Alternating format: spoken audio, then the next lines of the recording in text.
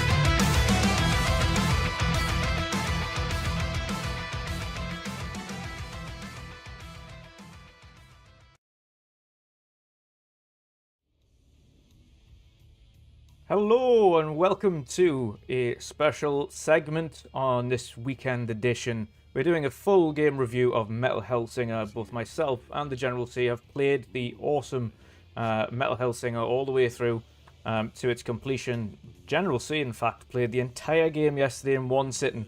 So we're going to get into it start to finish and, of course, give our impressions and let you know whether or not it's worth your time, worth your investment, or worth even just renting. So, first and foremost, Jen, you had a full stream yesterday trying out Metal Hellsinger after playing the demo. You weren't quite sure whether or not you were clicking with it. First of all, let's start off with what you thought of the story of the game from start to finish. How did you think that was? I really enjoyed it. It's at the core of it. It's a story of revenge.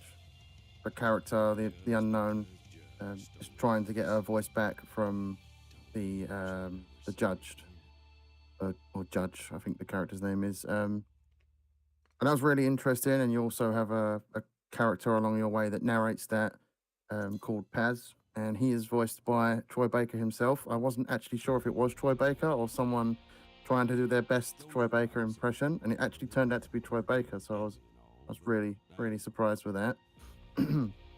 But yeah, like the story, it really grips you. Each beginning of each story is narrated, like the theme of each mission is sort of narrated by Paz, Troy Baker, and the narration is done really well. Also the world around the story is something really special. Character design as well is something really cool. Yeah. But yeah, it's definitely a story of revenge. Story of the whole game is roughly about 4-ish hours long, depending on how long you take with that and how much of a struggle you have. It does have a bit of a learning curve at the start. As you could tell from me, I struggled for about an hour and a half to get into sync with the game, but once I did, it was so good. And that character Paz narrates throughout each mission as well. He'll pop up and say a few things about the creatures you're fighting and the inevitability of what's going on. Like, you do eventually learn who those two characters are by the end of the game. I won't get into those spoilers though, because it's 100% worth investing your time into this story.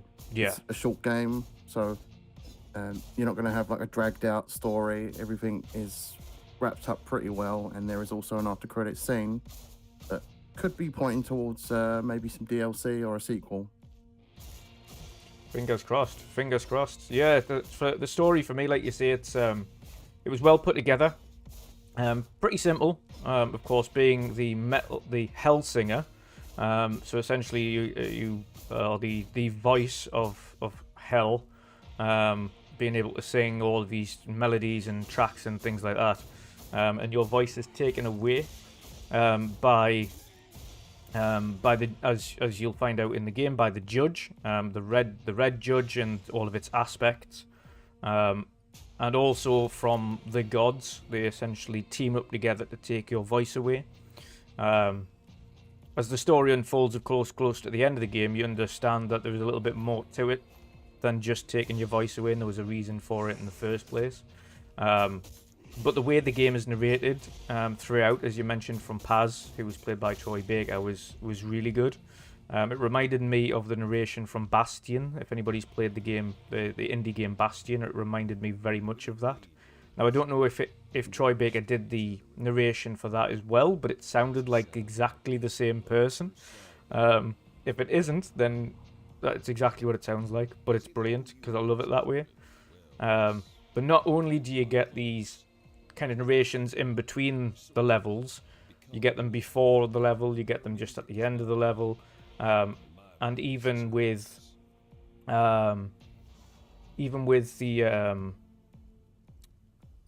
the mini games, should we say, they also have narration and a little story to go along with each of them to describe what realm they're in. Torments. Yeah, the Torments, that's the one.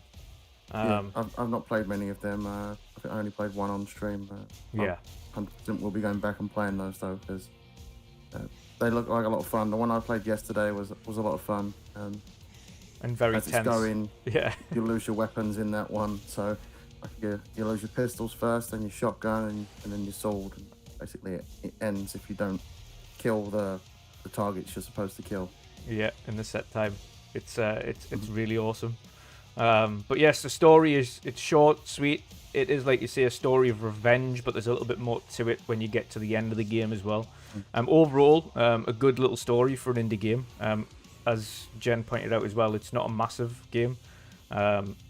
Depending on your ability. It's a game that really does value your time. Yeah. And that is, in this day and age, when there is so many games, so many movies, so many TV shows to watch. That is perfect. That it didn't drag the story out like a lot of games do. They drag the stories out and they become stale by the end. This game hit the sweet spot for that, and it's obviously priced at that point as well. So it's not like a $70 game that's going to take you for granted with your money. Yeah. Yeah, 100%. And obviously Oh, sorry. Game Pass, so yeah, exactly. If you have Game Pass, of course, it is available there. Even saying that though, and we will kind of touch on that.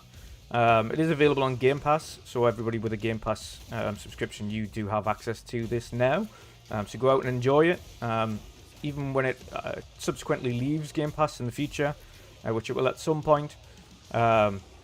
The game is available at a very reasonable price. It's 35 or 33 pounds British. I think it's $35 on PlayStation, and I think it's $25 on Steam.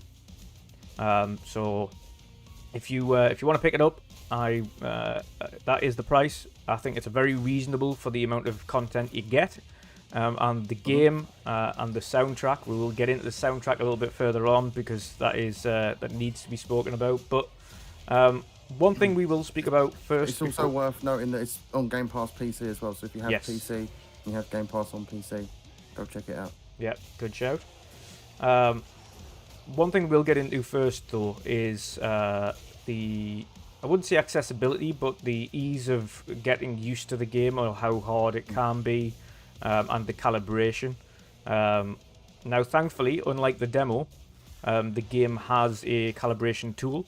So you can actually essentially sync the video latency and the audio latency to the beat. So at least you've got it right and it feels good for you. So it makes it easier to attack to the beat.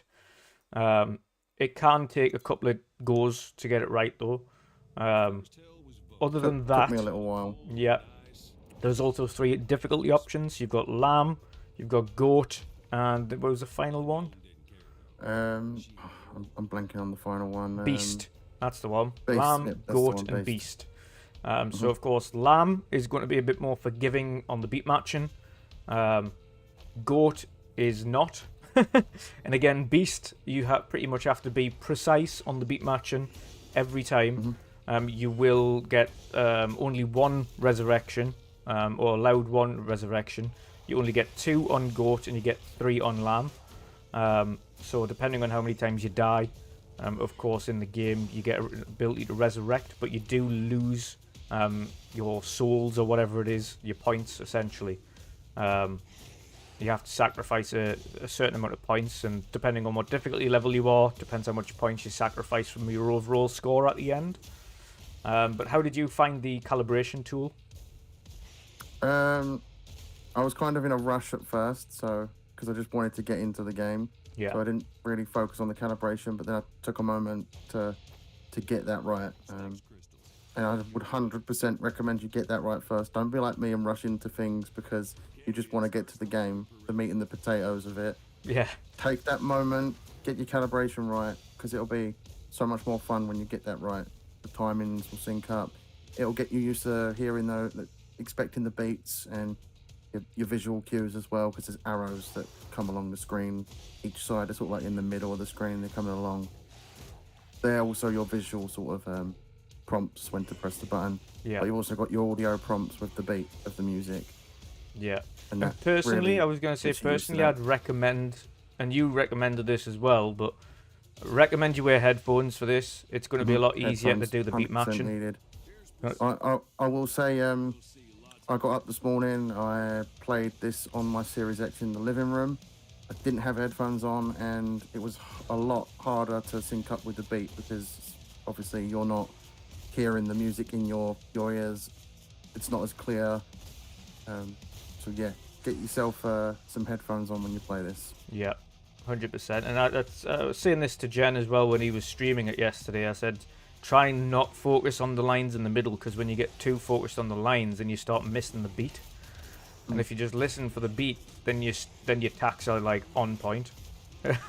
Yeah, I was doing that a lot. And it also distracted me from the enemies on the screen. I was too busy focusing on those arrows to don't always focus on those arrows. I will say focus on those arrows if you lose sync to the music, because it will help you dial back in to syncing up with the music. Yeah. And then you'll be golden again. Yeah, 100%. If you need to, so essentially, if you're in an area and you've just lost sync, try and get to an area where there is no enemies and get your sync back, and then go to fight again. I also recommend at the start of each mission, take a moment to listen to the music to get yourself prepared to sync up with it, because that will help as well. And that was something that Tony mentioned in my Twitch chat. He said, take a moment to listen to the songs at the beginning of each mission and get yourself synced up with the beat then, because once you do get closer to the enemies, you'll be ready for them off the bat and not struggling to listen to the beat while you're fighting them. Yeah. And of course, the thing with this game as well is essentially, and as you see here, sometimes you can't shoot the thing because you're not meant to, you're just meant to take out the enemies. But if you're not in sync, it either does no damage or you can't hit anything. So, of course, being on sync means you can do damage, and you will damage the enemy. Sometimes you'll be firing and firing and firing and they just don't die. It's because you're not on sync. And it does like 2 damage, 3 damage, instead of like 100,000 damage. So as soon as you get on sync... There's a lot of enemies give you those visual prompts as well to the beat of the music. And yeah. Those red crystals, the chaos crystals, they pulse within the beat as well of each song. So they're like visual cues for you too. Yeah. Pretty much everything in the game has been designed to move or attack to the beat. So you'll see the fire on the sides as well, that's going to the beat. The enemies move to the beat side to side, like these guys.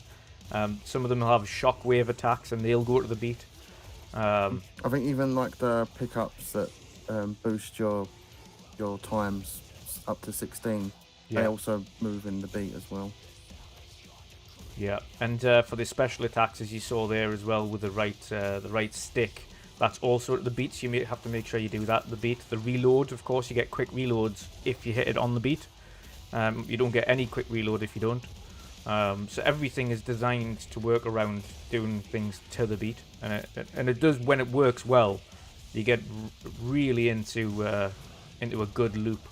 We'll jump straight into that. Actually, the actual gameplay itself. How did you find it once you were in the thick of it, and you were on your should we say on a roll, and you got everything beaten up and matching and going well? How did you find the gameplay? Once you sync up, everything feels smooth. Initially, I had to get used to the movement of the game, which felt a bit off for me, being used to playing like most first-person shooters on PC in recent years.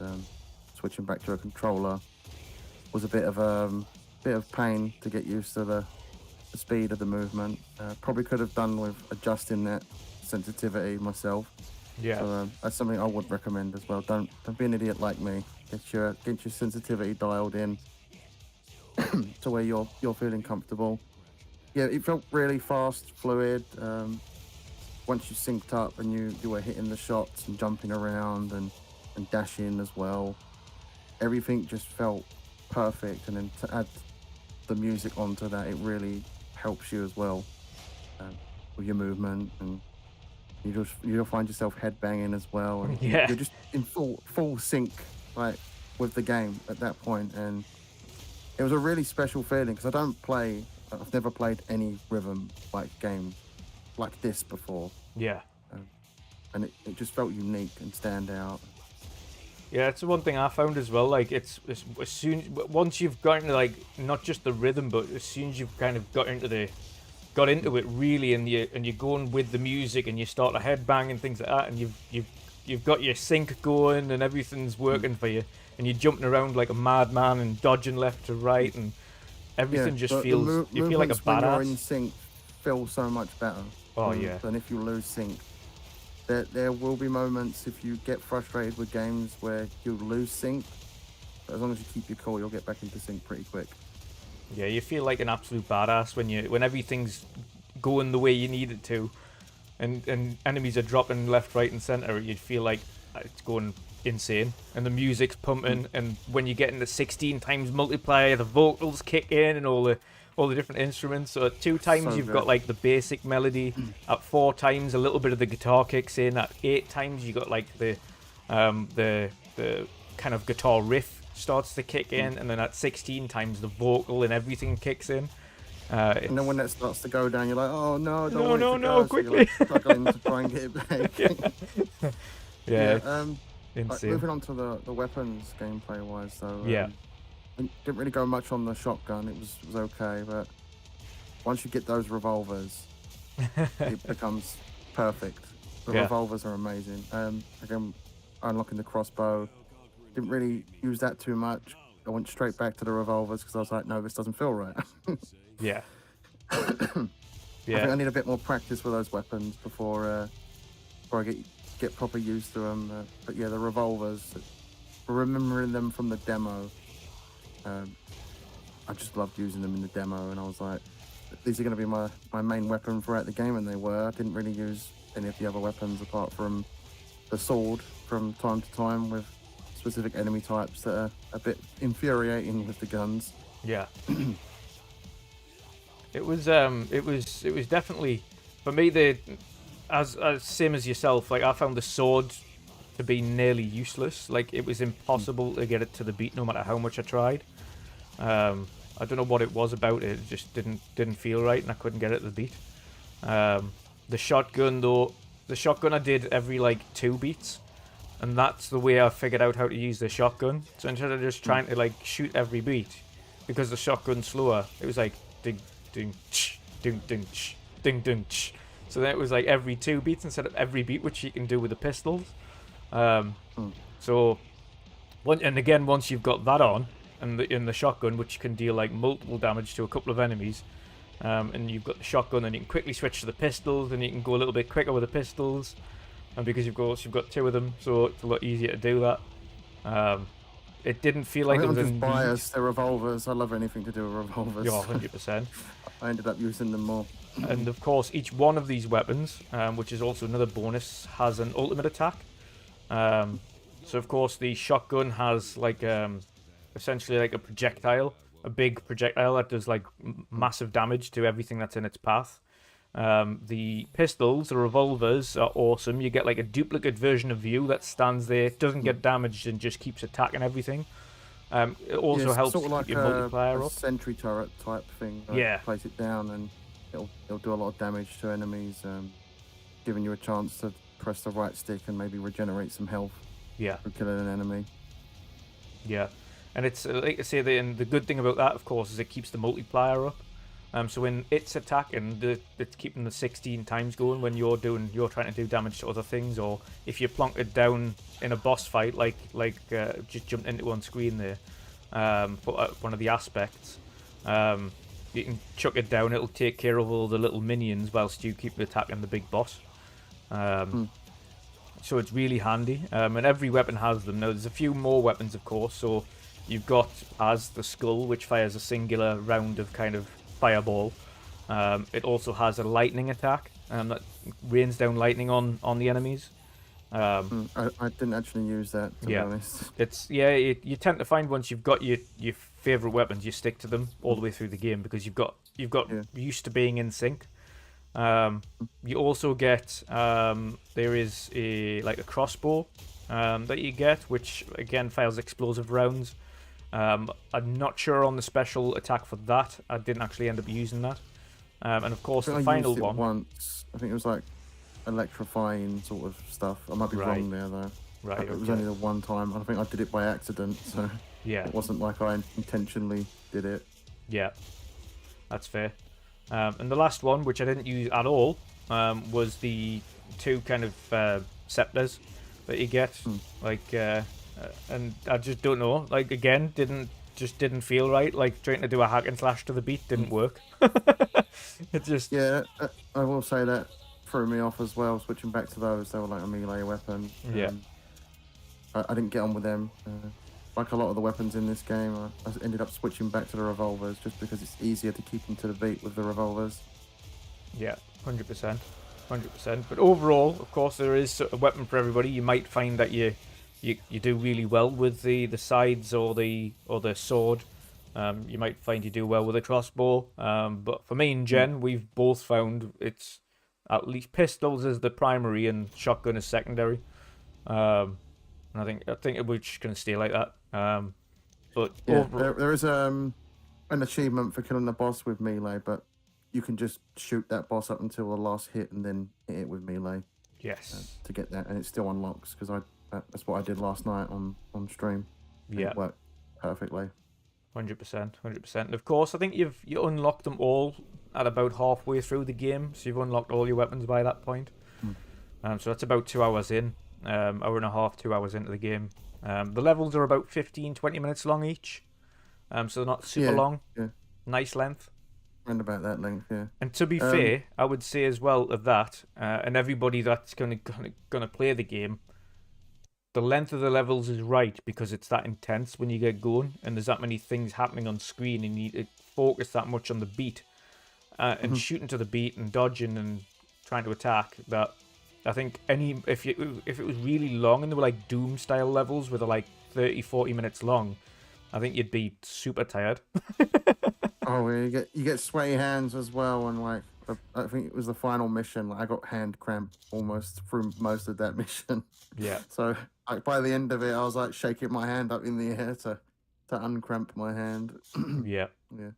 So it's a blast. I will say about the weapons though. Yeah. You won't be able to select your secondary until you've unlocked all the weapons. So that's something that might throw you off at first because it did with me a little bit because I couldn't select a secondary. But that's the reason for that. And once you complete the game, you can go back to not the tutorial mission, the main mission after that, and use all your unlockable all your unlocked weapons there. Yeah. And aside from weapons, you also get things called sigils. Sigils are found for completing tasks, known as torments. So underneath each main stage. So the one that we're going into on screen now is Stygia, which is also one of the soundtracks. So each one of them is pretty much named after the soundtrack. But Stygia, which is our favourite soundtrack from the game, aside from Surge, because I think Surge's track is awesome as well. But aside from that... I had that song on repeat for too many hours today, and I still ain't bored of it. Underneath each main stage, you also have 3... separate little stages, and each one of those can unlock a sigil. Sigils are essentially buffs for yourself, so it could be that you never go below 2 times multiplier, or you for every attack that you do, it gains 0.5. Well, every perfect attack that you do or on beat attack, it gains 0.5% for your ultimate. So essentially build your ultimate attack up very quickly, and it means that you kill like 4, 5, 6 enemies and you've already got your ultimate ready again, so that helps.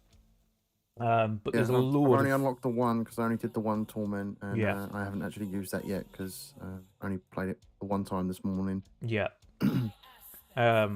So afterwards, of course, when you've completed the game, when you've done all your torments and things like that, then you can attach whatever weapons you want onto any level and whatever sigil you want to any level, essentially, when you equipping your loadouts. And then, of course, you have both the worldwide leaderboard, your kind of European leaderboards or North American, whatever it is, and then you have your friends list leaderboard. And of course, what you have to realize for this game as well is it is an accumulative score. So you'll start the game off, you'll start building a score then, and then you get into the next level, and then that score will add to the next score, and then you'll keep building up and building it up and building it up. But if you get damaged, if you die, whatever it is that you do all the way through to the end of the game, that is your accumulative score at the end is affected. So once you've unlocked everything, don't worry about your score initially, because your score is going to be pretty crap the first time you go through, unless you're like unbelievable at the game. Yeah. But as soon as you go through that second run, and you've got your favorite weapons, that's when you should start like thinking about what kind of score you're going to go after. But yeah, it's such an addictive game, and there's like this, you can replay the levels as many times as you want, and when you've got your favorite weapons on, it's going to get even more fun. yeah, it's really good. The torments themselves are so the secondary stages, the ones that you can play as well as the main levels, revolve around killing essentially giants. So the behemoths they're called, actually. Sorry. So you've got like kill 10 behemoths, but your weapons, essentially you don't get more ammo. Your ammo does run out, and then your weapons run out. And then eventually you're just left with a sword. Yeah, so that's the first one you do. But you've got to kill 10 of them within the time limit. If you don't, then you don't get the sigil. And you have to get max marks in order to get the sigil. I think it goes, you've got to kill 6, 8, and then 10, and then you've got to complete it to unlock the sigil. Yeah. There's other levels where it's essentially like a Fiesta on Halo. So essentially, you start with your pistol, you kill somebody with that, and it auto switches to another weapon, and you've got to kill somebody with that, and then it auto switches to another weapon, and you've got to kill somebody with that, and it keeps going around in circles until you've killed 50 people. But the enemies can vary because they just keep spawning in random enemies. So it could be someone that moves really quickly, like a little, like a mantis. Essentially, there's a couple of enemies in the game, and we'll speak about the enemy types as well. There's a couple of enemies in the game that are like praying mantis. 2 versions of them. One of them's kind of just super quick and attacks you really quickly. Another one's got lightning, etc. But you'll have all of these different type of enemy types coming at you. You could end up just with a sword having to kill it, even though it's an impossibility. But that's how the torments go, and there's such a variety of different types of things that you need to do in order to get your sigils and get these new buffs for your character. It's again, additional content, really good content as well, but you'll have fun doing it. What did you make of the one that you played? Yeah, it was a lot of fun. I wasn't expecting to lose my weapons for it, but yeah, I managed to complete that, getting all 10 the first time, so I was pretty lucky with that. Yeah. But yeah, it's a lot of fun. I haven't obviously had a chance to try the sigils out, but once I get back on this game and unlock more of them, I'll get a chance to use them then.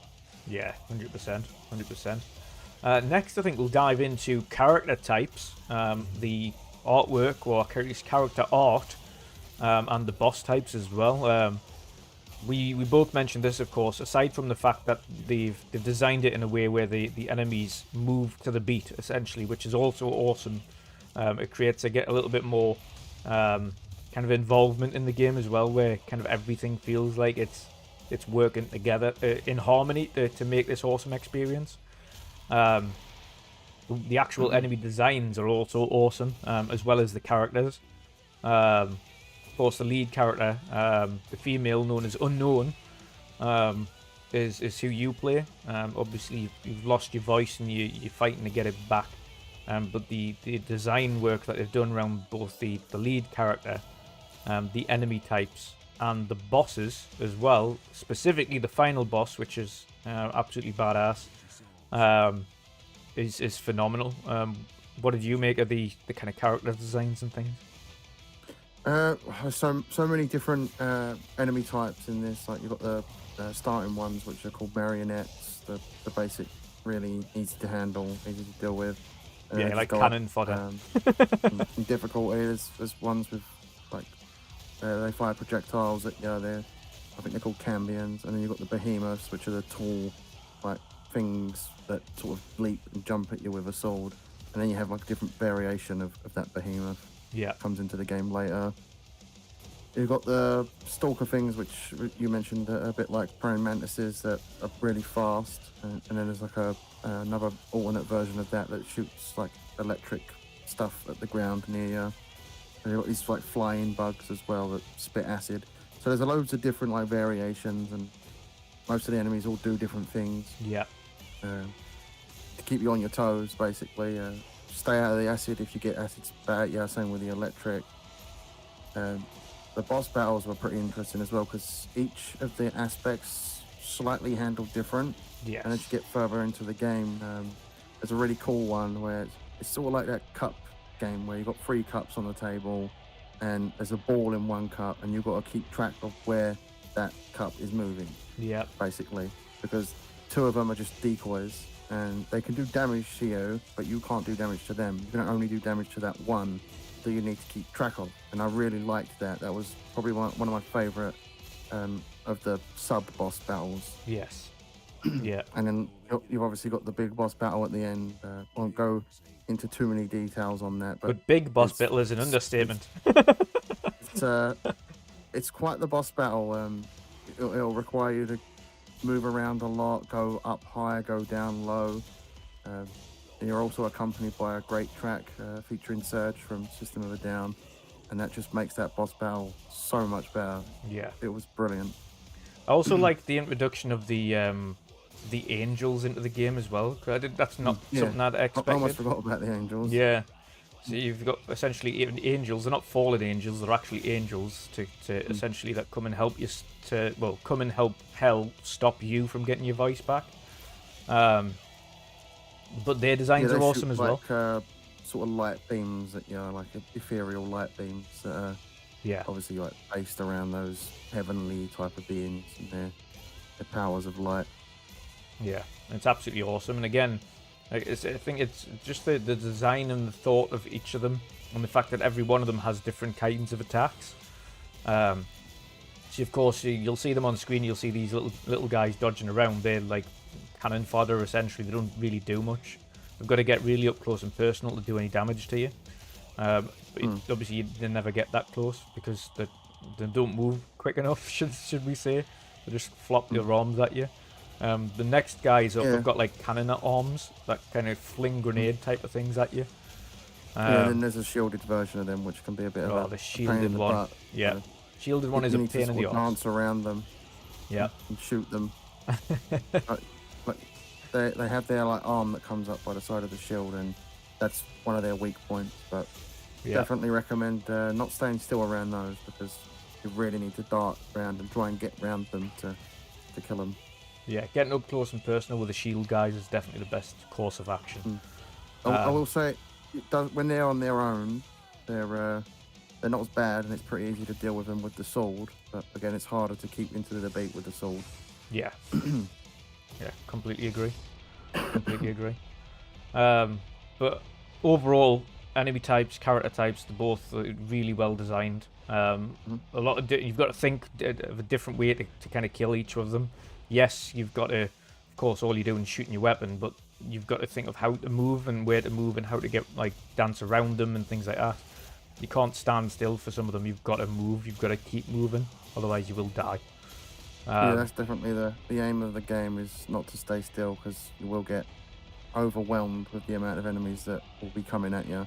Yeah. You also have, like, when fighting all the enemy types, this it'll pop up a prompt to press the right stick, and that you also have to keep into sync with the beat with, otherwise it won't do the attack. But when you do press it and time it up, you will kill the enemy and gain health back. So that's something I recommend. You'll find yourself sometimes accidentally killing them by shooting them that one little extra time. So you really have to like be careful and I guess in places remember how many hits it takes for certain enemies, and then press the right stick to time it well, so you're constantly gaining that health back when you need it.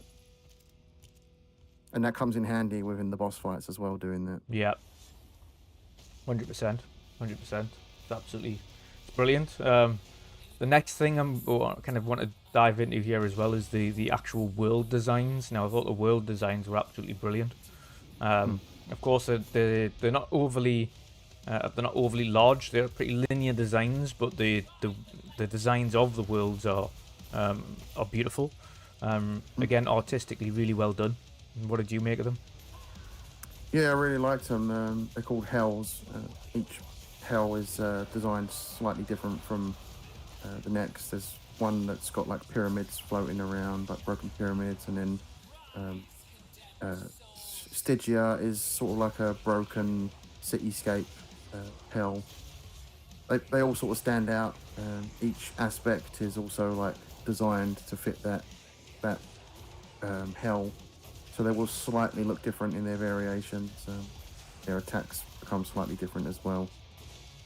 Yeah. The aspect in one of them has like these, I think it's 6 floor pieces. No, I think it's 9 floor pieces, and they'll move as that boss fight progresses. And there's also like these winds that push you into the middle, so you've got to be aware that the platform you're standing on is not going to drop from underneath you.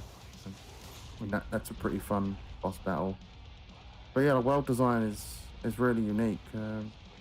It didn't feel like it was just a Doom copy and paste. It really was crafted well. They took their time to make sure that there's all these areas that you can go in between, especially in the boss battles as well. Yeah.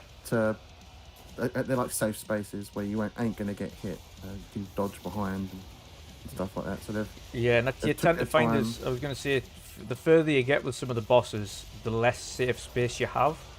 So they start to kind of shrink it to make it a bit harder for you. So there was that, and you'll remember the one that kind of is a bit further on with the spinning plates. That is like, there's nowhere to hide on that. yeah. They're like cogs and they're moving around. That gets tense. It gets even more tense when they drop enemies in there and the bombs on the floor. You'll find you'll use the health pretty quick, and you need to like do the right stick clicking move to get health from enemies, and that's pretty tense. I think that's the only place I died in a boss battle. Yeah. So that was pretty tricky, that one. But yeah, most of the boss areas do have like small areas of cover that you can go behind when the boss does their barrage attacks. So they're very well thought out, the boss layers, I guess you'd call them. Yeah, definitely. And the world design is just amazing, like burning landscapes, and the one with the pyramids. Frozen hellscapes, really cool. Barren landscapes, big pyramids and things, and yeah, it's awesome. It's just really well designed, like I say, for the entire game, start to finish. Of course, the really boss, well crafted. Yeah, the bosses, the what known as aspects, until you get to the final boss, of course, the judge, are a bit like bullet hell mixed with like a rhythm doom shooter. So it's a, as you can see on kind of screen there, it's a mixture of many things that you need to do to beat them or dodge them, and they've all got different attacks and they all do different things. It's just phenomenal. Really good fun. One of the last sections we need to speak about here before we got on to our verdict, the soundtrack. We can't not speak about the soundtrack because it is one of the best video game soundtracks so good ever. Like instantly from loading up the menu, you know it's going to be a good soundtrack, and then getting into that first level and then second level, Stygia. That song is just chef's kiss. Yeah. Like I said, I had it on repeat for too many hours today. Yeah, it is. It's such a good soundtrack. So many big names in metal music. You got Surge from System of a Down. Just so many. So System of a Down. You've got Lamb of God. You've got Trivium. It's so many awesome artists, and again, that's with their own bands. So they've got all of the lead singers from every one of these awesome metal bands to essentially do lead vocals for their band, Two Feathers, who produced the soundtrack itself. So Two Feathers do the actual awesome soundtrack, and these awesome vocal, these singers from all these different metal bands do the vocals for it. They've lent their voices to the game, the talent of Two Feathers, and once you get into the game, the soundtrack really speaks for itself, and it's one of the greatest soundtracks in gaming history, I think, in my personal opinion. Yeah. Every song is really good, but there's those few songs in there that you could just listen on repeat over and over. And Stygia is that one for me. And tend to find Stygia, and then there's like 3 tracks off the belt near the end that are also brilliant.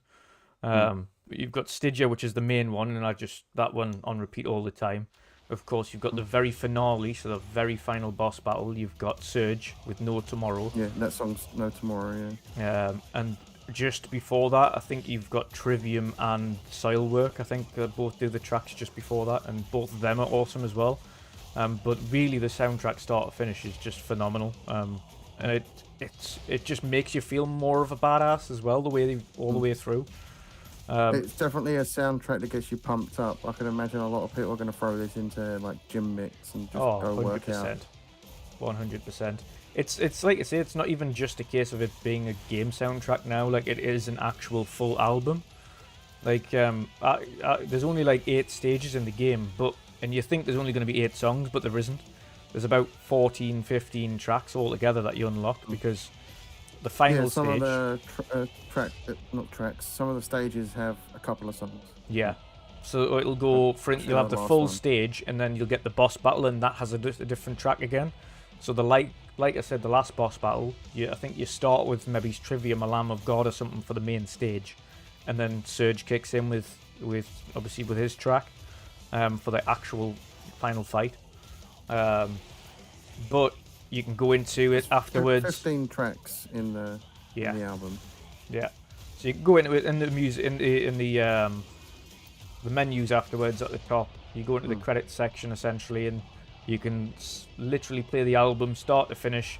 It's got an autoplay. It's got a full album selector essentially. You can put things on repeat. You can just sit there and listen to music in the background. I didn't expect it to have a repeat button. Yeah, that's so cool. Like, it's just something you don't expect to have in a game. Like, yeah. Just even the soundtrack, even being in the game, is something you don't see in a lot of games. Yeah. I think going forward, a lot of companies should put the soundtrack for their game within the game itself, and just allow you to go back and we've got to say as well, songs on throughout that game. Not just that, and we've got to give them extra plaudits for this.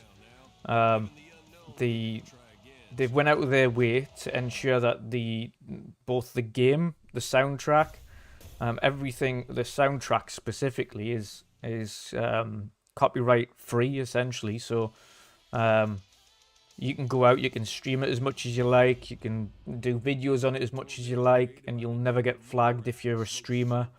That is another step above that. Don't worry about turning on a stream safe playlist or anything like that. Yeah, it's a whole nother step above that. I haven't seen anybody else do that before. We've seen, of course, the likes of Forza do a safe option, and they had one radio station you could use, and that was the drum and bass station. And you put it on that, and that's the kind of one you get. But to have a full metal album of 15 tracks that have some of the best metal artists in the world singing on it, with that, where you're not going to get flagged, you're not going to have issues kind of listening to it on stream or anything like that. That is just another level that I didn't expect from an indie studio. Yeah, it should really set the standard going forward for anyone making games that is a big company. At least this is an indie company, and an indie company going to that level of extent to make a soundtrack where a streamer isn't going to get in trouble for streaming the game.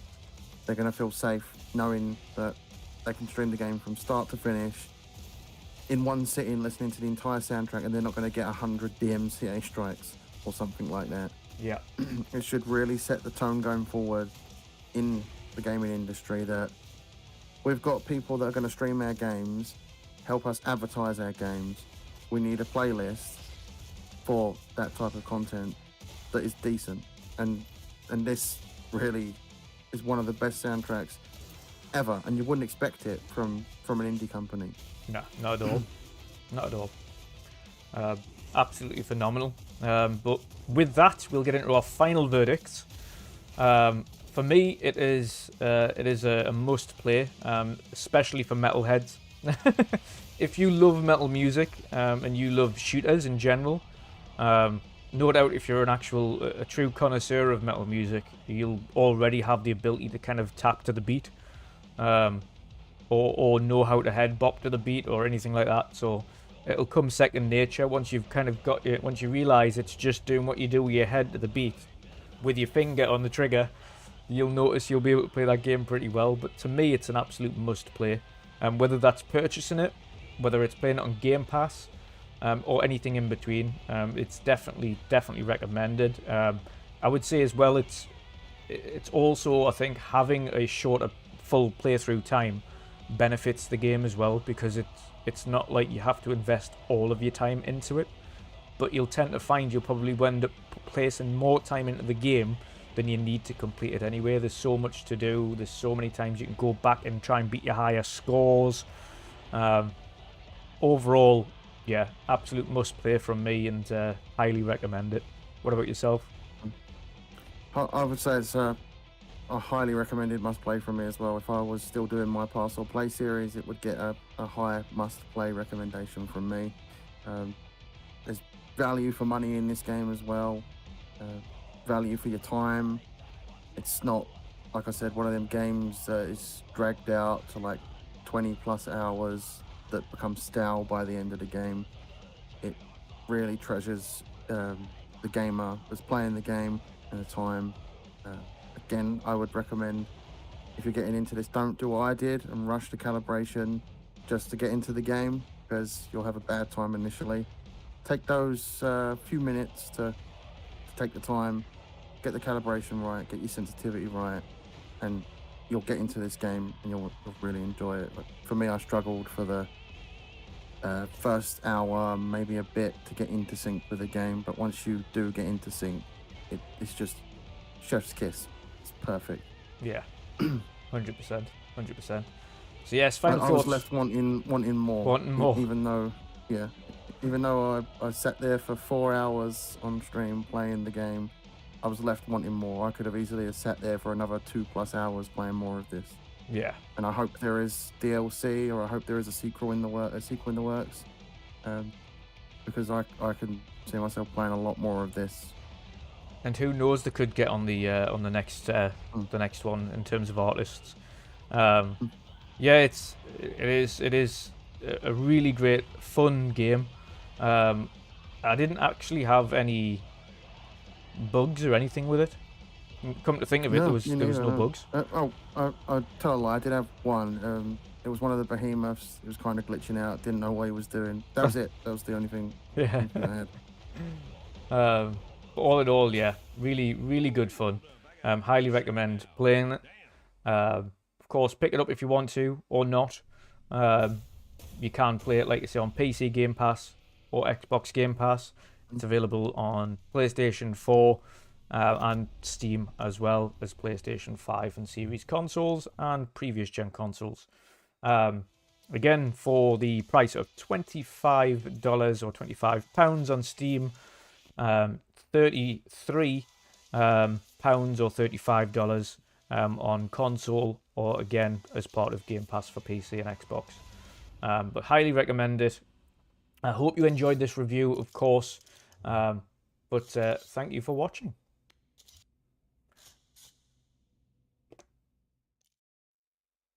And there we go. Thank you for joining us for that review. We are going to jump straight into the rest of the show now. We're going to be talking about one of the bigger news articles today, which of course is the huge GTA 6 leak. Now, we both, of course, I woke up seeing all one of the first things I saw was so many leaks on Twitter, and I was like, holy shit. I woke up to like 5 DMs. Yeah. Marion sent me a bunch of stuff. I think there was some in the group chat as well. Yeah, didn't expect that, but we'll get into that. Yeah. There was so many leaks come out. So essentially, it was video of alpha gameplay, essentially, or in development gameplay from a couple of years back. It was like 2019, apparently. It was character artwork. It was screenshots of the game. And detrimentally, one of the worst things was some of the source code for the game itself, which is the worst of the leaks. Of course, you can essentially damage control or combat someone who's just got test footage. That's fine. Like, you can solve that problem, no problem. You can just take it down. But when source code for the game has leaked, or has been hacked and retrieved that way.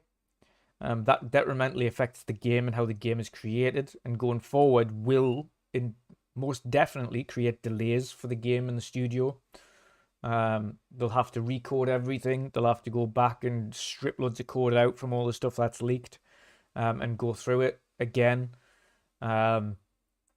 So yeah, it's horrific. Now, of course, I haven't played GTA in a number of years now. Obviously, since it originally released, I played through the single player. I played loads of the online when it originally released, and then I obviously went off it as more and more things have come out and more things have played. I don't play it anymore. Naturally, of course, with Red Dead Redemption 2, we played that. Of course, the online's another story altogether, but from a purely dev perspective, this is probably one of the worst things that could happen to them. You've got to feel sorry for the actual developers because they're trying their best to make a great game at the end of the day. We can talk about the higher ups and the CEOs and things that make them put microtransactions into it till the cows come home, and how dodgy that is. But the actual developers themselves that want to actually create a good game, got to feel sorry for them today. Pretty rough. It's a pretty major leak. That is going to cost them there's a lot of time, actually, a lot of time. But yeah, what I mean, what do you make of it? What do you think's going to happen going forward? I think this only, in the long run, damages GTA 6's development, whether it's going to be delayed a year, 2 years. I mean, we don't actually know when this game's going to come out. Yeah. We don't really know exactly how old some of this footage is. I think like 90 video clips of the game or something was leaked. Something 90 along clips those and lines. bits of data, and yeah. Yeah, not a good thing. I know personally, I've said multiple times I'm not hyped for GTA 6, but there's millions of fans out there that are, and that only is going to affect the developers as well as people that were expecting this game to come out soon. It's very disappointing. Yeah, I didn't expect to wake up to that. It's probably one of the biggest leaks in gaming history. Really feel sorry for the actual devs, not so much the higher ups, investors, because a lot of them are. I won't say what I think of them. Yeah. But yeah, you have to feel for the devs because they're now going to be pushed to work probably extra hours to get things right if they still want this game to come out on time. Yeah. We all know what Rockstar have been like in the past with crunch culture. Yeah. Yeah, it's not a great day for Rockstar Games. I think other leaks came out as well. Yeah, apparently Other Red Dead than Redemption. GTA, yeah, there was pictures that had leaked and gameplay. I think that leaked of a Red Dead Redemption remaster or remake, whatever it was. I'm slightly doubting that one. That one, to me personally, looks like the original Xbox One enhanced version that we got in 4K. That doesn't look like a remaster. That looks like the game that we got enhanced for Xbox Series consoles, or Xbox One X, sorry, when it got 4K HDR and things. So I don't think that is real. I think someone just piled on. That probably isn't. Yeah. But obviously the GTA 6 stuff, highly likely that's real. Yeah. Oh, it is. It's been confirmed to be real, the GTA 6 stuff. It's yeah. So yeah, this is gonna cost a lot of money for Rockstar to fix, especially with the source code being leaked. That's never a good sign. We've seen games in the past have their source code leaked, and it's only caused problems for them with hackers and all sorts. I think, what's the shooter? The shooter on PC that people love, CS:GO. Yeah.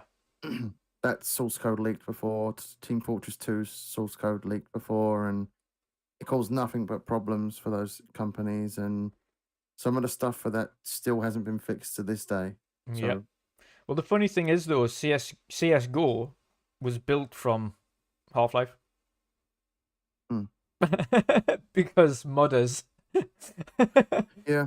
Modders made it. Modders made that from Half-Life. So, And with that, the source code leaking, if they don't change it drastically, it will cause problems going ahead. So when GTA 6 does come out, people will be on the ball with hacks and stuff like that. There'll be hacks out for that game Yeah, quicker than you would usually see things like that if they don't change the source code. 100%. To Fanto's question, hackers are claiming responsibility for stealing the data, but we don't know for certain whether or not it's hackers, whether or not it's internal leaks. We don't know. It's obviously, judging by the video source code, those are things that someone internally would have, whether that be on a work computer or otherwise. If it is on a work computer, and obviously the issue you've got now with work from home is that people are responsible for their own security measures in their house. Whether that be their network, which would be really easy to hack, because of course you're not in a large scale office building that is controlled by tightened network security, which would be much higher than the average should we say user security, like a Vast or something like that, which a hacker would get through in seconds. If you're working in the office, it would be much higher security. If you're doing work from home, good chance that was either stolen from somebody's remote setup, Cloud, yeah, or somebody intentionally's leaked it. But yeah, it's out, unfortunately. A lot of information. All I can say is obviously anybody who, again, I didn't share it anyway, other than DMs and things. So obviously we could talk about it. We could see what we're dealing with and what had happened. But you won't find any of us sharing out that stuff publicly.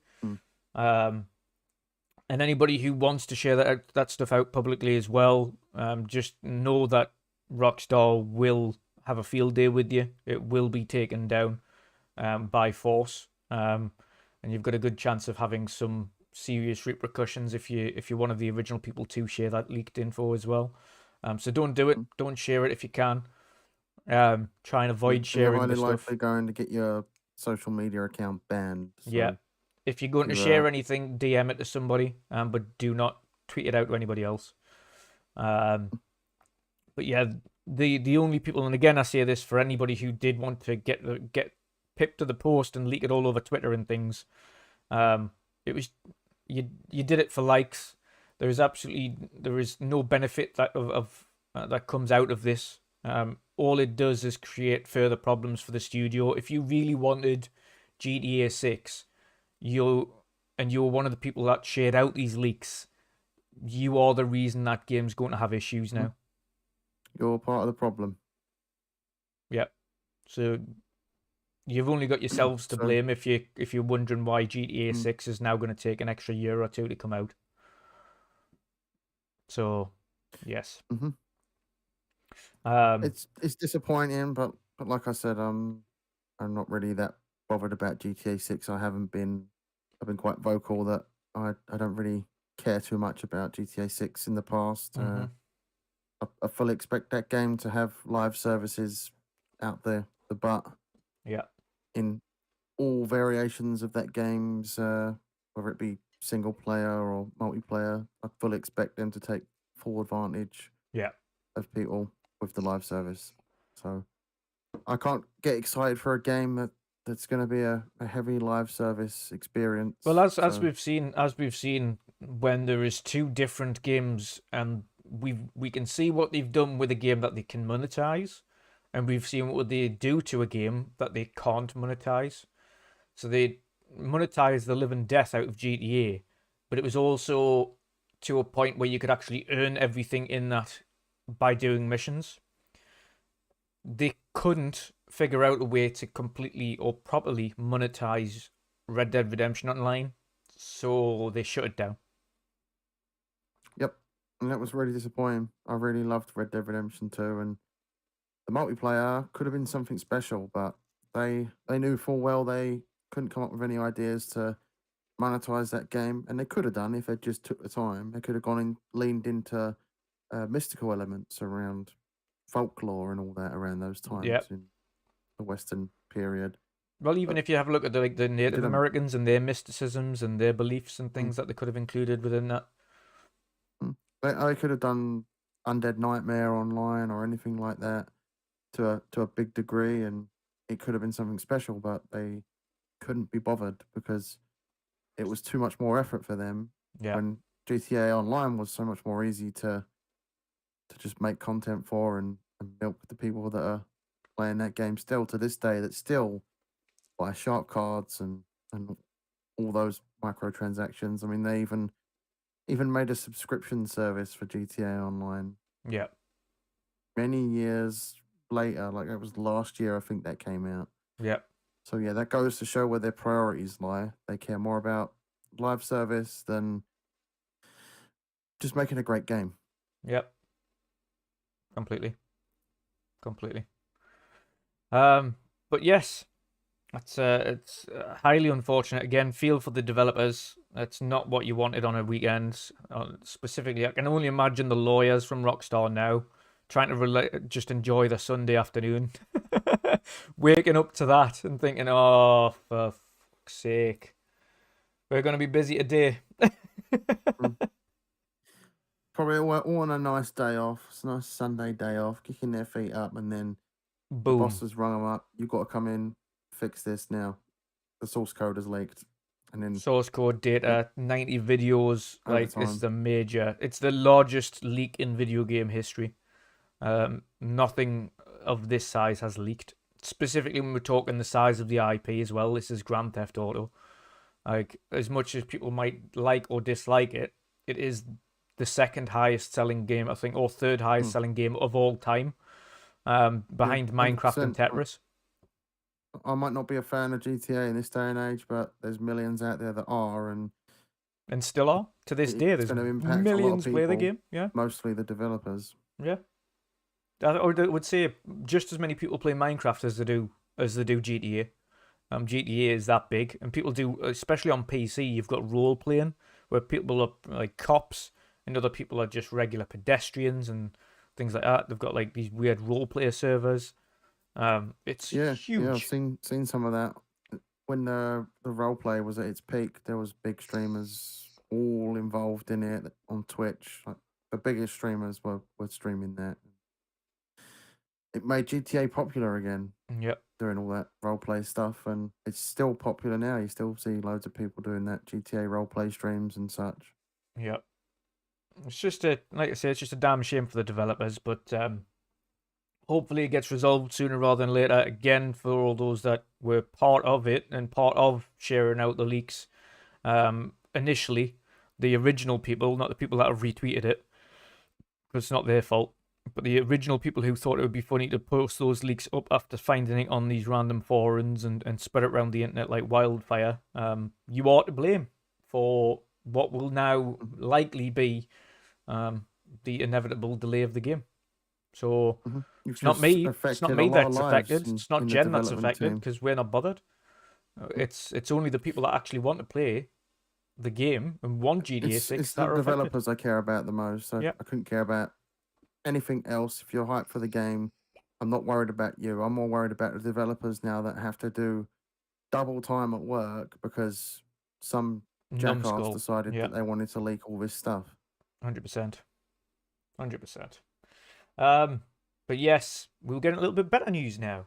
Eventually, Jen, we had the confirmed release date and straight into Game Pass of Deathloop.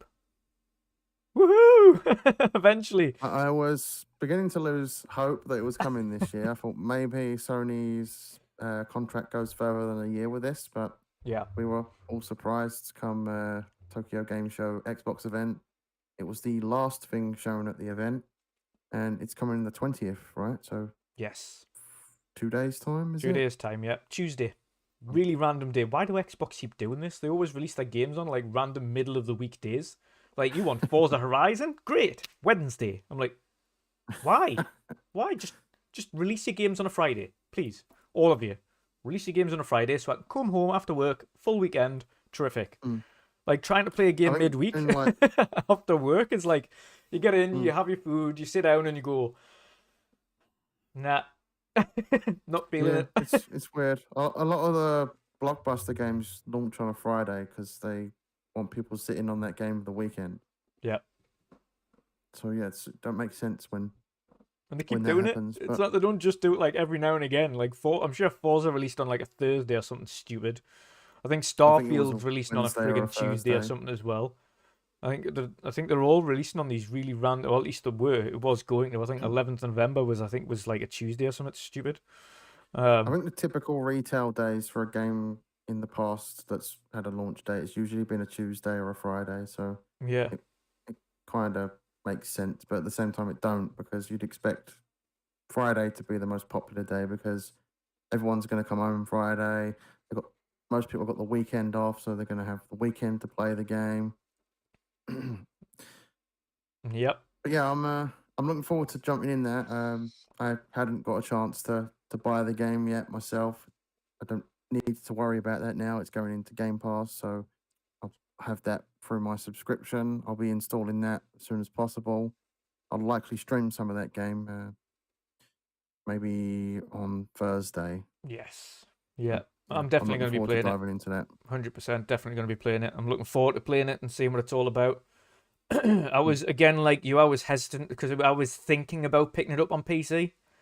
I was like, am I going to pick it up? Yeah, Am I going to wait for it to reduce in? Because I'm not going to wait another year to play it. I'll like if I want to play it, I'll pick it up when it's reduced or something like mm. that. And so I was like putting it off and putting it off, and then eventually, hey, TGS Yeah, it's 2022 to the pretty rescue. much what I did. I put it off and put it off, and then I kind of forgot about the game, and now we have it back in the limelight again, with it going into Game Pass on both console and PC. Yeah, So I'll be trying that probably on both.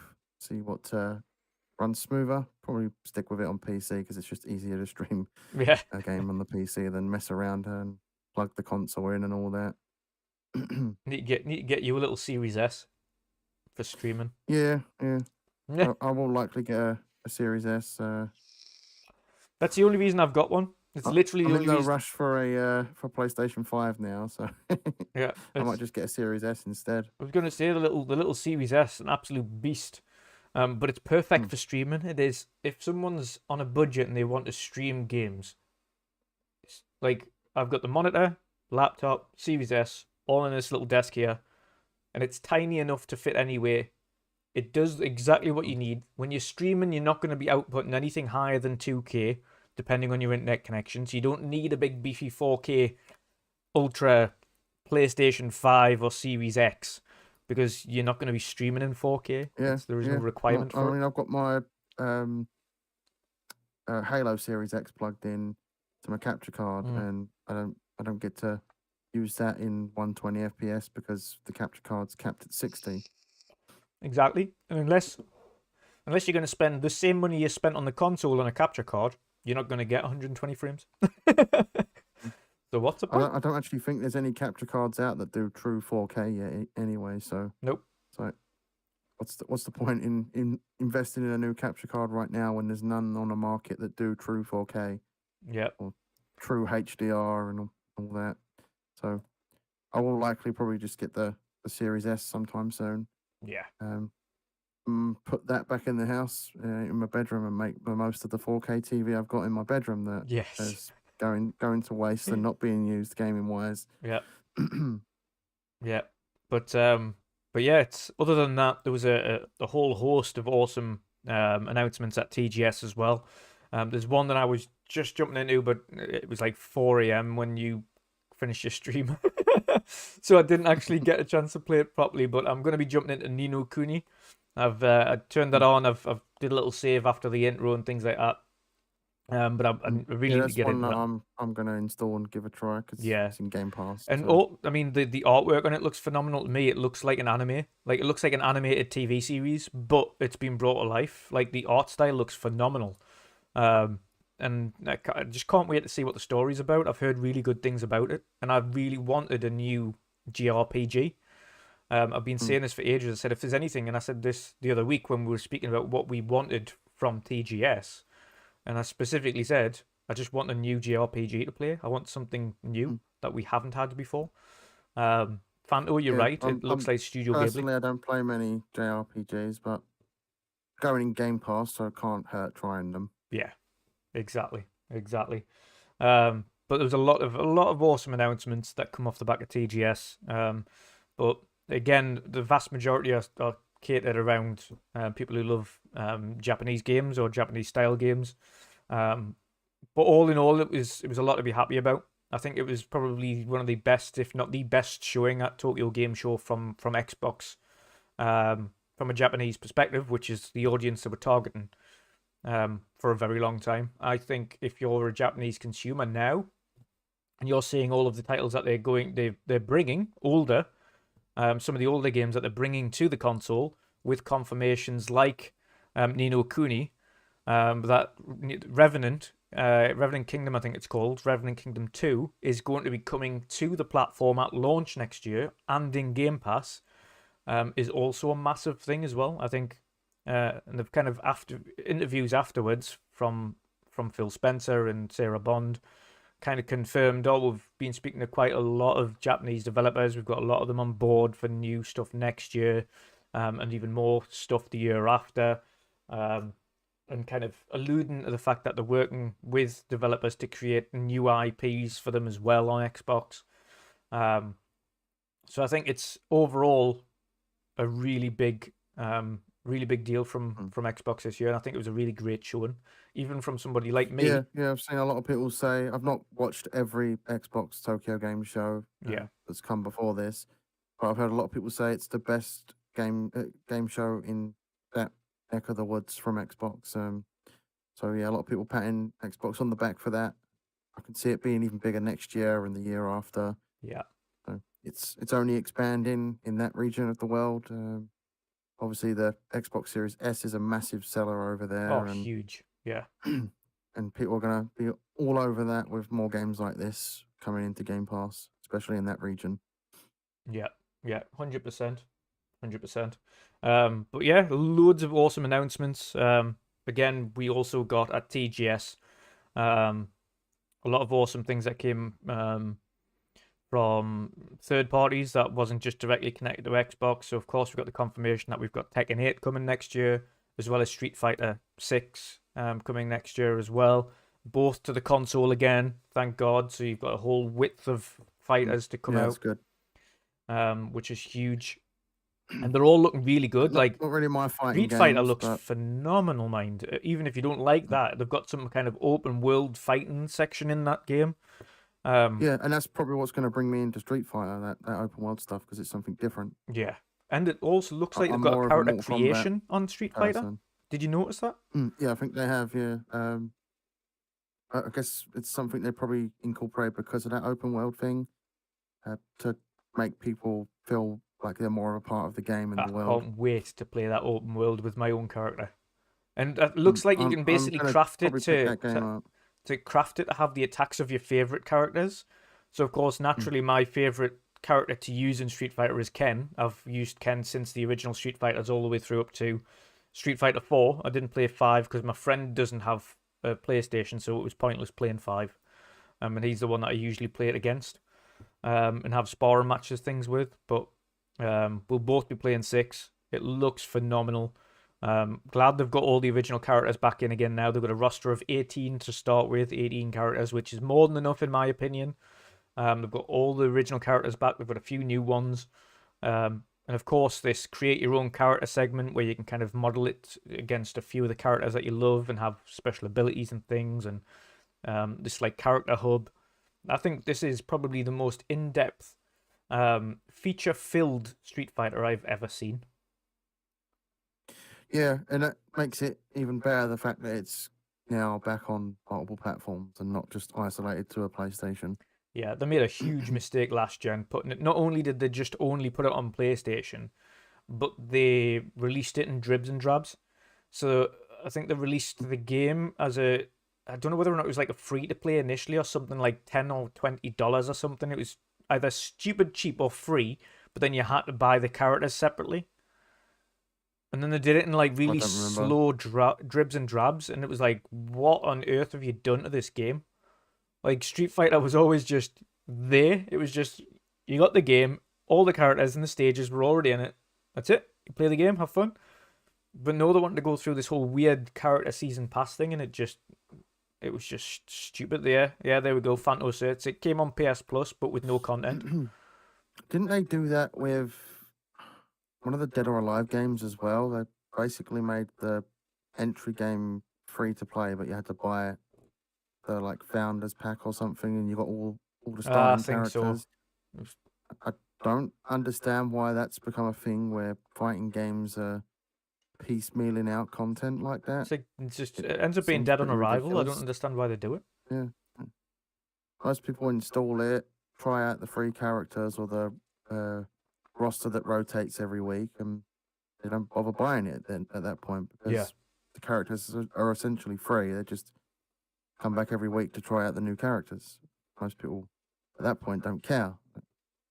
But the reason why fighting games sell well is because the roster of characters in and the stages you fight on and all that.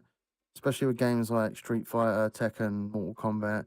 They're some of the biggest fighting games out there, and the characters are beloved worldwide by many people. Yeah. So people are buying the game more for the roster because they love those characters. Yeah. Like personally, I'm more of a Mortal Kombat fan, but I will be jumping into this new Street Fighter because that open world stuff appeals to me. I've not really played many of the Street Fighter games. I think I played one of the variations of Street Fighter 4 that they released. Yeah. I loved it. It was arcade edition that you might have had. On 360, yeah. Yeah, that's the one that I still play. I've got it installed on the Series X still as well. Every now and again, I'll jump in and spar around and things like that. But I used to have specific controls that my mate taught me on, and because I haven't played it for that long, they've just mapped themselves back to the original default settings. So I've got no idea what they were set to anymore. I'm like, oh no! So now I'm like dog shit at it now. But it's also a different controller. Like I hadn't realized it'd been that long since I played Street Fighter, which was on the 360 on that version, that the controls don't feel the same because I'm not using the 360 pad anymore, and the triggers and everything feel different, and it's so strange. But I'll get used to it. I just can't wait to see what Ed Boon's up to. He did. He put a poll out the other day. What people would you like to see next? And I want to see Mortal Kombat cross with Killer Instinct. That would be cool. That is my dream. He did mention a Marvel game though. Why would he? He said he'd work on a Killer Instinct. I want him to do that. But they're still owned by Warner Brothers. Why would he even mention a Marvel game? I don't think Marvel would go near Warner Brothers because they own DC. Unless they were eager for a crossover game. Possibly. I could see that happening. That would be really cool. Spider-Man fighting Batman. Can't go wrong with that. But yeah. Whatever he's up to, I know it'll be good. Let's put it that way. We know it's going to be good. And fighting NetherRealm's games are always good. Fighting fans are going to be story. Yeah, they're going to be well looked after over the next couple of years. Tekken, Street Fighter, and again Mortal Kombat whenever that comes out, or whatever game he's working on over the next 2-3 years. You've got to have enough fighting content to keep you happy. Well, a lot of people thought they were working on Injustice 3, but then there was all that talk about certain companies within Warner Brothers games being sold off, and NetherRealms did mention that they're not sure how their relationship's going to be with Warner Brothers, so I think they were pushing forward on the next Mortal Kombat game, so it likely will be a Mortal Kombat game. Yeah, maybe it is Mortal Kombat versus Killer Instinct. That would be a cool game. Personally, not played many Killer Instinct games. I've tried the most recent one. Yeah, I'm more of a Mortal Kombat kid. I grew up with Mortal Kombat and the outlandishly brutal finishing moves.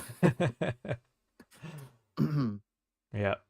No, it's again, it's awesome. It was I even enjoyed the most recent Mortal Kombat film. I thought it was good. I enjoyed it. Thoroughly enjoyed it. Yeah, I enjoyed it as well.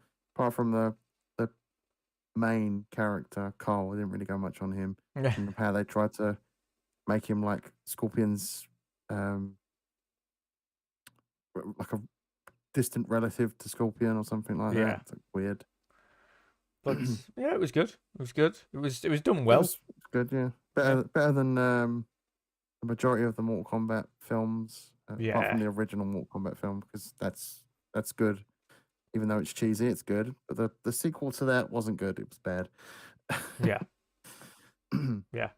But yeah, can't go wrong with more Mortal Kombat, and I'm looking forward to that movie sequel that they're still working on. So 100%. 100%. Actually, I'm speaking sure of, they'll. I was when I was mentioning release dates, I also had a look before. Do you know when God of War Ragnarok releases? Is it the 9th of November? 9th. And do you know what day that is? The Wednesday. Is it? Damn you all to hell! It's such a weird day to release a game. Why'd you do this? A Wednesday. Bigger blockbuster game like that, you'd think Friday, Yep. because they want as many people playing that as possible. Yep. And I think the last time God of War released, I'm sure was like a Thursday or Friday or something, because I completed it on the weekend. And I was one of the first people to complete it. And now it's a Wednesday, I'm not going to be able to complete that on a work night after the podcast. There's no chance. The podcast's going to be out. I'm going to be doing the podcast. I'm going to have God of War sitting there, and I'm going to be like, Jesus Christ, I just want to be playing this game. I just want to be playing the game. I think I'm going to just wait till when I do eventually get a PS5. I'm not going to bother now, not with the price hike, unless they bring it down between now and release date. Yeah. Don't expect that because Sony are pretty headstrong recently.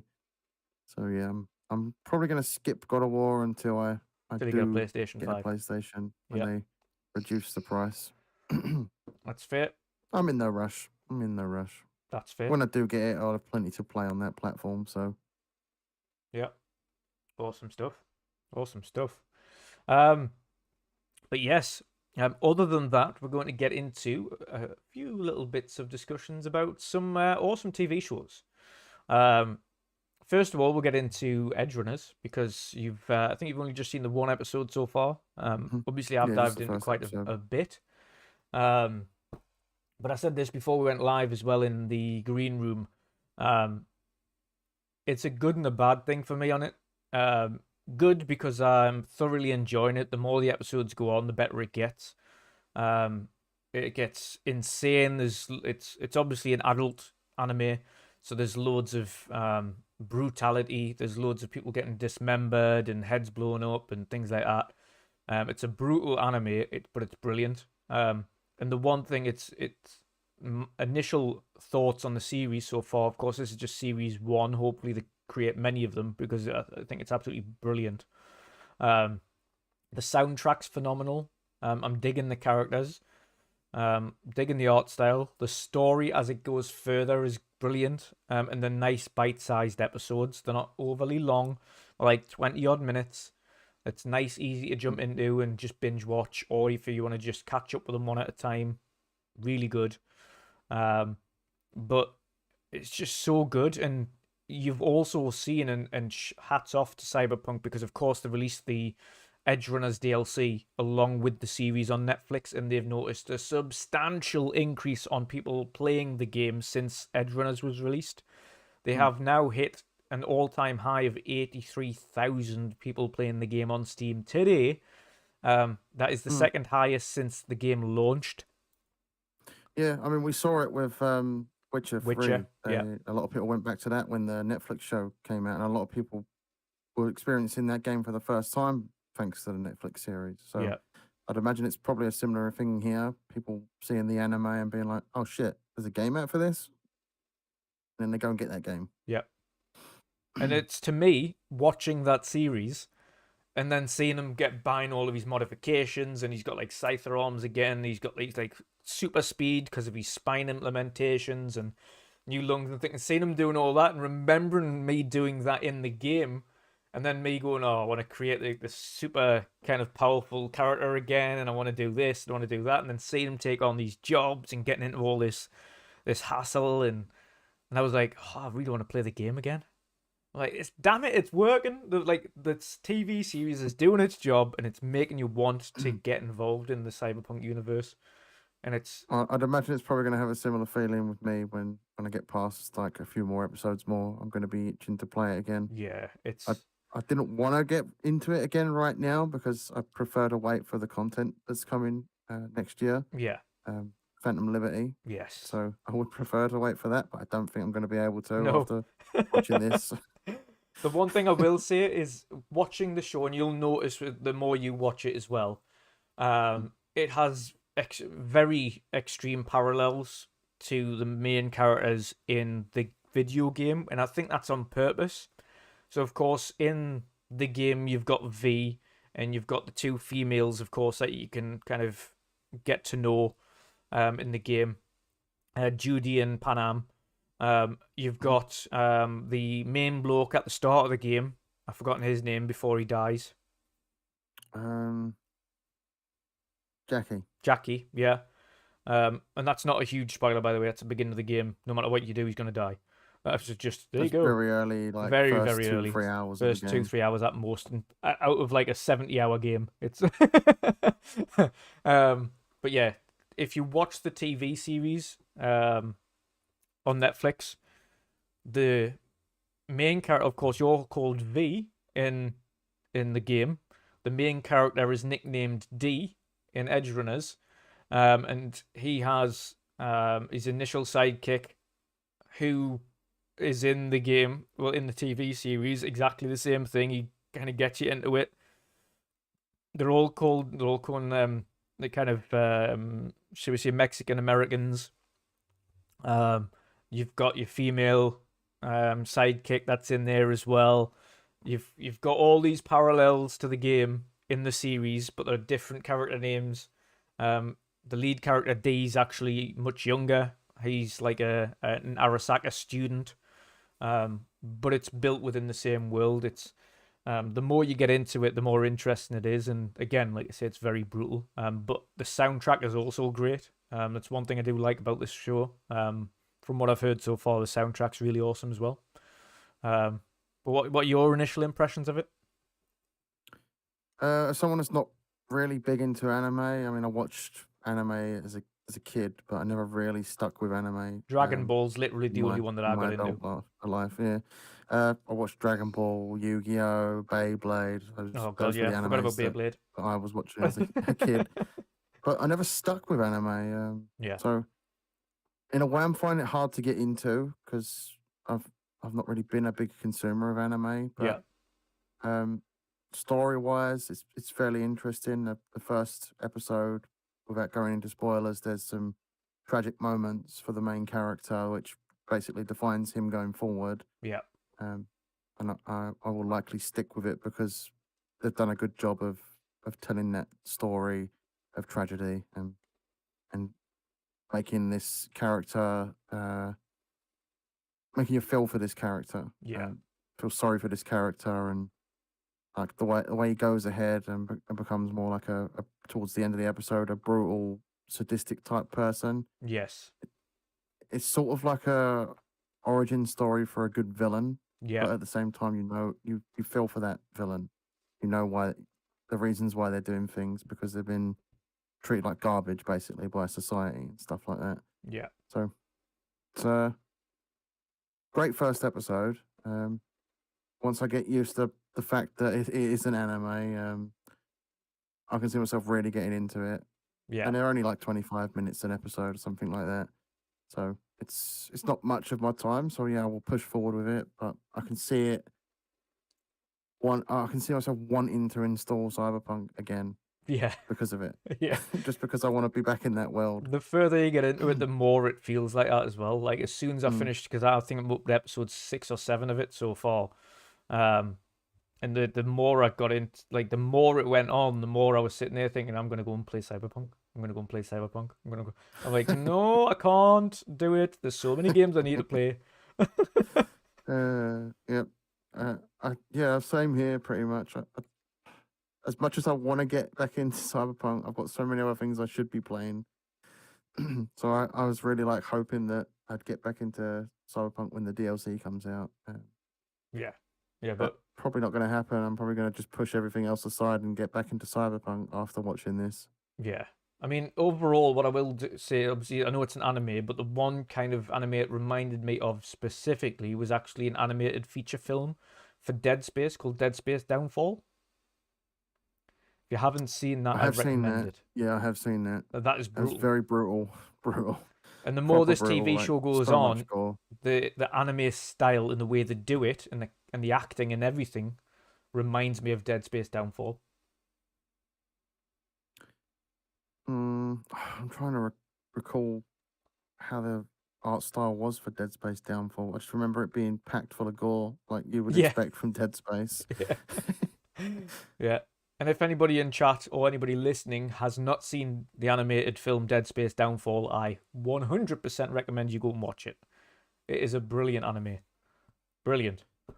Such a good film. From this anime though, I kind of expect Netflix to maybe go the live action route with Cyberpunk, like they have with The Witcher.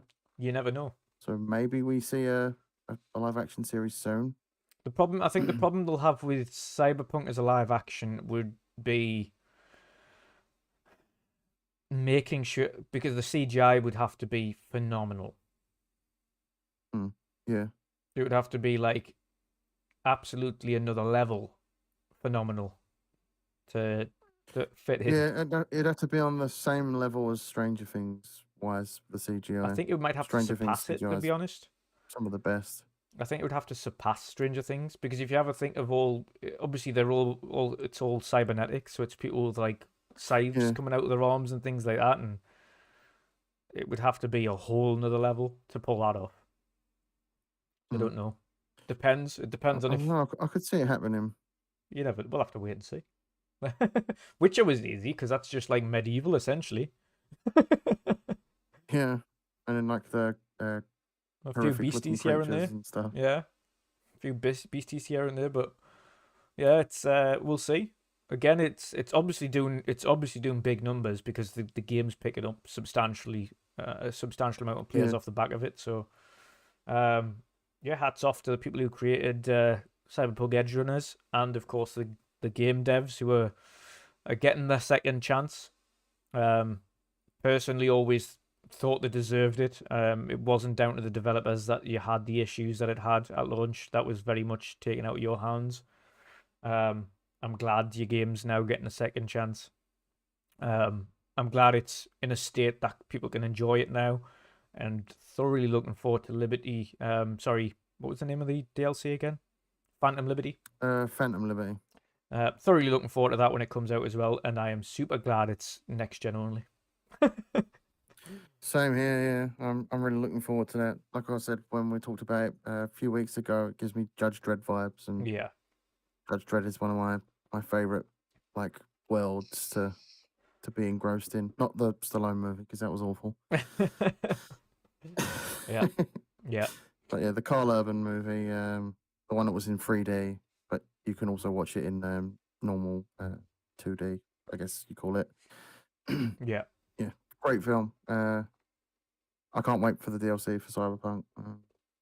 Yeah, I'm I'm going to be probably thoroughly invested be in that playing it game this again. weekend.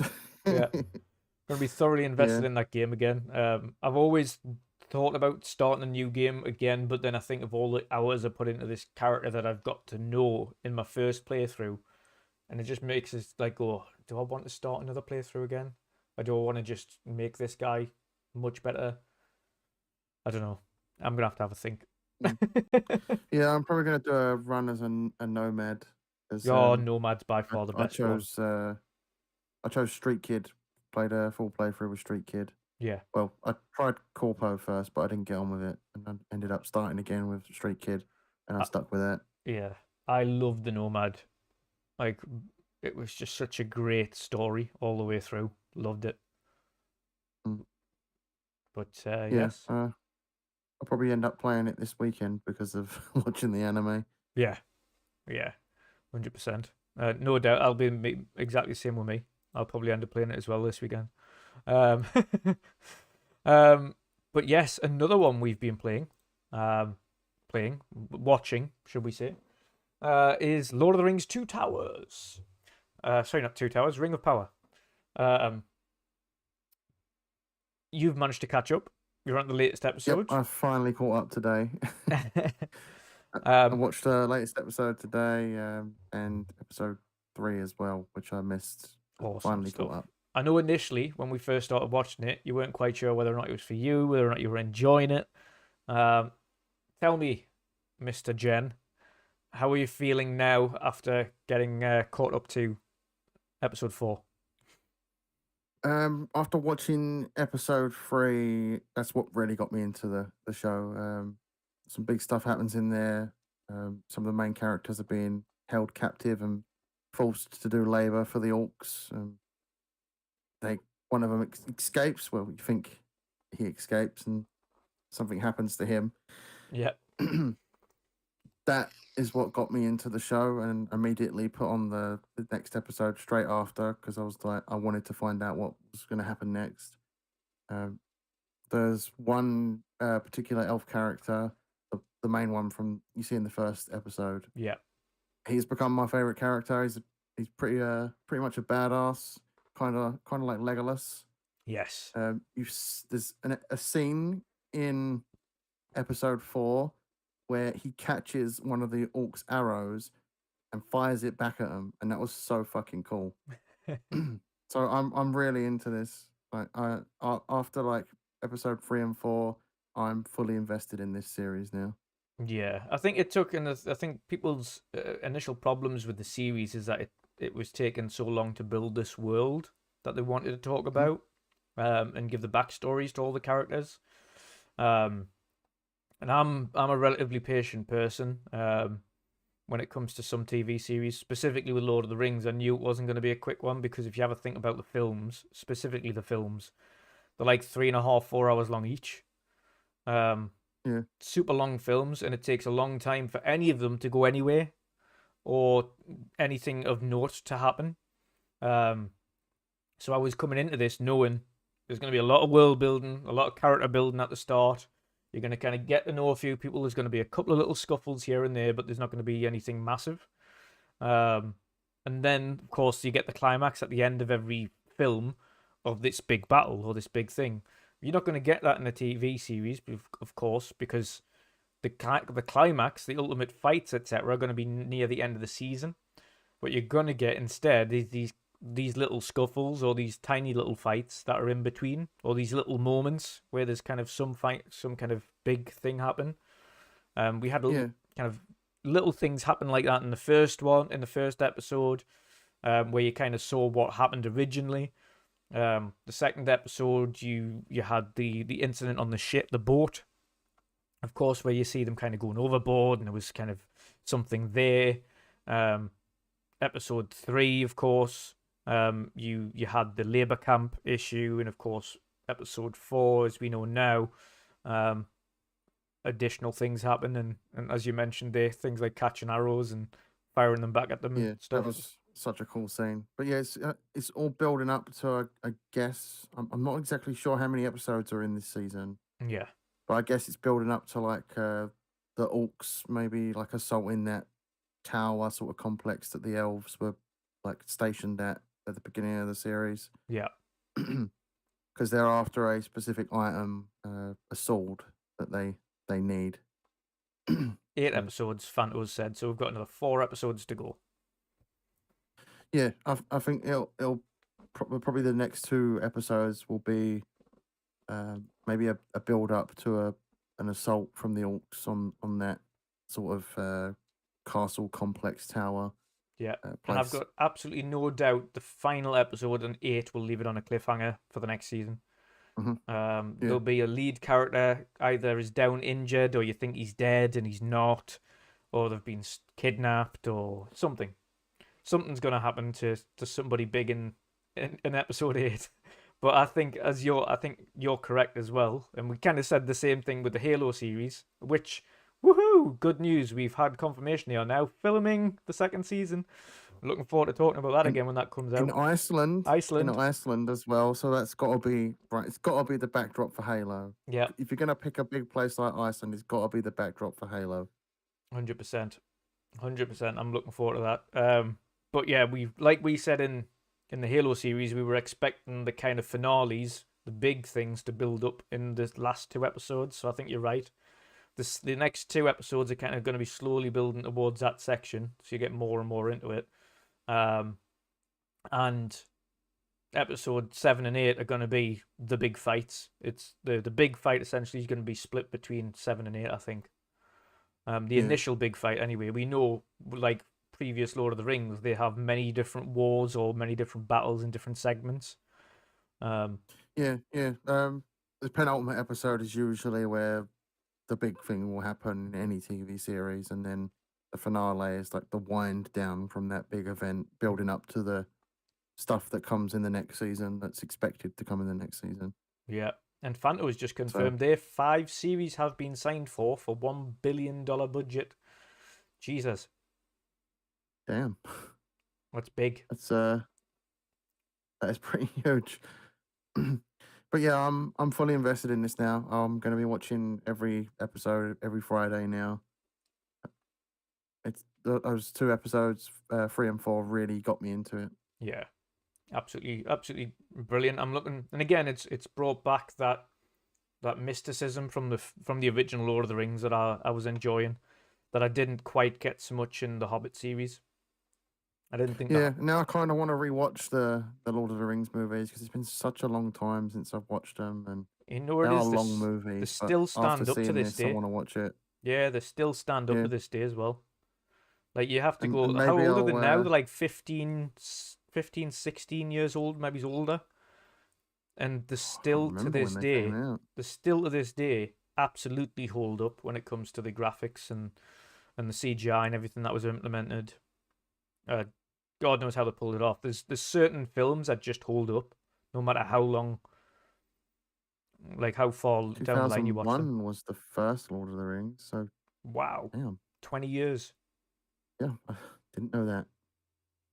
Holy moly! But yeah, I'll probably maybe stomach the Hobbit movies as well and go through them because I think they're still on Netflix. Yeah, they are. Unfortunately, so maybe I'll stomach those movies. Yeah.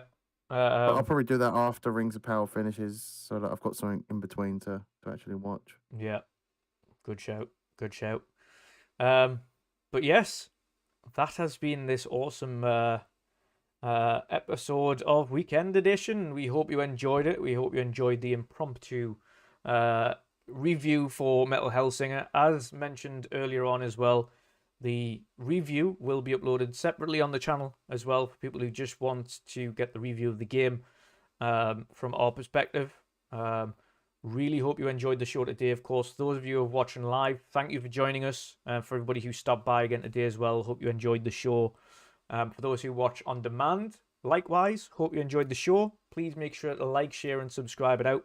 And we've had quite a rough time after being off and coming back to it. Numbers have dropped dramatically, but it's through your help, of course, that we can get things back on track again. So thank you for all your support and continued support.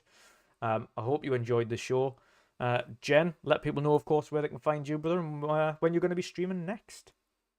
I will be back to streaming tomorrow, probably in the daytime. Won't be a midnight stream tomorrow. And obviously throughout the rest of the week, Tuesday, Thursdays, sometimes Fridays as well, if I'm feeling like an impromptu stream. I am considering a charity stream soon because of Twitch just unlocked some stuff for me where I can choose a charity that I can pick, and I'm likely going to do that for a children's hospice charity. Nice. I'm just trying to work out when I can do that though, because it will likely be a long stream. I'm debating whether it's going to be a 12-hour or a 24-hour, and I'm debating what game I should play as well for that. And yeah, probably will be Hunt Showdown. So I might do one last hurrah for Hunt Showdown before I take a significant break, and and do that as a charity stream. Yeah, it's we're going to be doing. Yeah, we're going to be doing a charity, a charity event. Let's put it that way. Probably around the same time we did it last year, which I think was like November, December.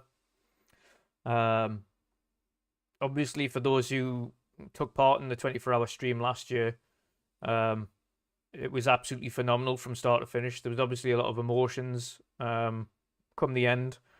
Absolutely smashed that target. Thanks to everybody who kind of stopped by and donated and supported us. It was by far one of the most supported streams we've ever done. There was like 30 odd 40,000 views on Twitch or something ridiculous. It was Jen, of course, sat through and played everything with me for the full 24 hours. It was a long day. Yeah. It was the I longest just remember a day. few days before that we were going through which games we were going to play on stream and everything.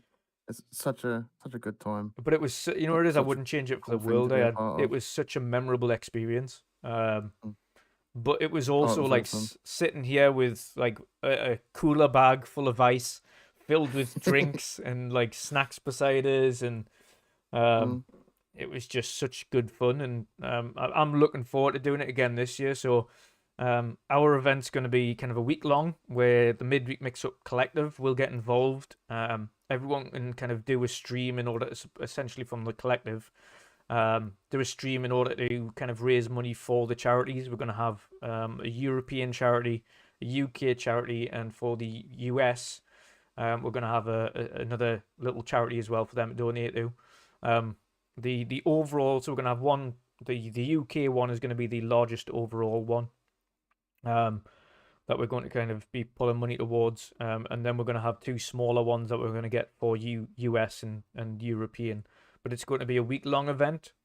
So of course, every night or every day, we're going to have a different person streaming towards the charity event, and towards the charity that they choose to associate with, whether that be the UK, US, or European one. And then on the final day, essentially the weekend, that's when we'll be doing the big 24-hour charity stream from start to finish. And of course, get the community involved, get loads of people playing different games, having fun. We'll probably eventually get round to playing A Way Out. Yeah, I'm looking forward to giving that a try. Because we've been putting that off. We'll probably do that on the charity stream, but it was unbelievable fun last year.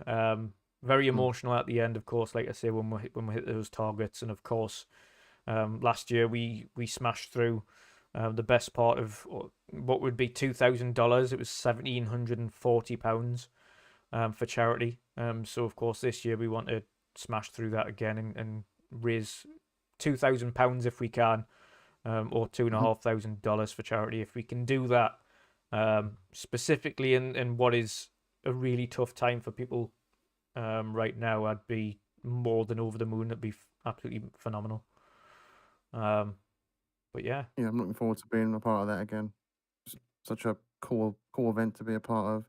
no, it was phenomenal. Definitely. But yes, you can find both of us, of course, here on Wednesday for the Midweek Mix-Up podcast. You can find us, of course, on Tuesday for the Sea of Tuesdays live stream, and back again on the weekend for the weekend edition. Of course, this week we have the first of our back-to-back developer interviews on Wednesday, and we have the awesome Joe Winter from Resting Relic, which is his indie studio's name. Of course, he's a solo developer, and he's going to be talking about the recently announced Song of Iron 2. We're going to be talking to him about everything that's changing to the game and what he's going to add to it. The kind of implementations, the changes he's had, other than the fact that the lead character has now got so much buffer than he was in the first game. He's like huge now. We'll be talking about all the other changes and the story elements and the engine changes and controls and things like that. It's gonna be good fun. But until then, I hope you enjoyed the show. Of course, please make sure you like, share, and subscribe. And until next time, guys, have an awesome evening. For those of you in the UK, of course, enjoy your bank holiday tomorrow if you're available to be off or allowed to be. And until then, goodbye. Have an awesome evening. Take it easy, chat. See you later.